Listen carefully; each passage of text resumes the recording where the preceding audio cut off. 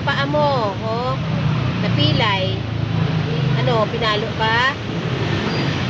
Pinakain kami si Doggy. Eh. Kakain lang, nilagyan ko ng tubig. Kawawa ito, pinabayaan na ng may-ari. Umuwi ng Quezon. Si Doggy, iniwan na lang dito. Tingnan mo pala, pilay siya. Hindi ko alam ang nangyari dito. Kung pinalo ba o nasagasaan. Kasi dito lang naman siya nakatali eh. Ang araw ko na siya dito nakita. Ano yung bahay ng may-ari? Dati dyan sila nagtitinda ng mga damit-damit ngayon. Umuwi daw ng Quezon. Iniwan ko si Doggy. Dinala yung brown. Umiyak siya eh. Lalo siyang kumayan. Dati nung kita ko siya, okay ka siya ngayon. Lalo siyang kumayan. Pero hindi nagpapakain dito. Sana merong mag-rescue ko doon. Ano? Ha? Busog na ikaw? Naubos siya yung dinala kong pagkain. Importante kasi laging may tubig. Kahit isang bisis na kumain ng aso. Isang araw isa lagi siya may tubig. Dito ito sa may sa likod ng Immaculada Cemetery. Pasig. Bali yung way na yan, papuntang San Joaquin yan. Ito naman dito, papuntang Pasig Palengke. Dito, yung puno.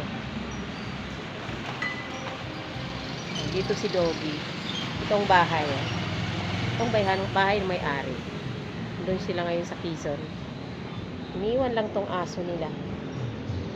Kaya naiwan lang dito yung anak nila. Wala din pakialam kasi nagpa-aral eh. Ayan, si Doggy eh. Ayan, mga pusa pinakain ko din. Pinakain ko din mga pusa. Dami kong dalang pagkain. Takot sila. Nilagyan ko ng tubig. Ayan, tubig nila. Nawawang papaya to. Yung kumakain sila. Ay, naku, hirap maging pet lover. Ako lang may kaya. Talagang rescue talaga sila. Kaya si Doggy. Ano Doggy ha? Pag may nag-rescue sa'yo, sama ka ha? Huwag kang aggressive. Kasi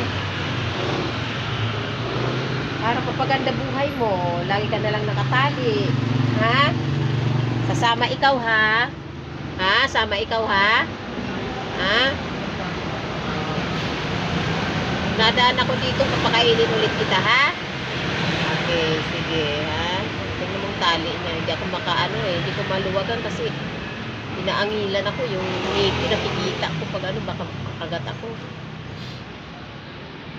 Sige ha, Doggy ha, sasama ka ha.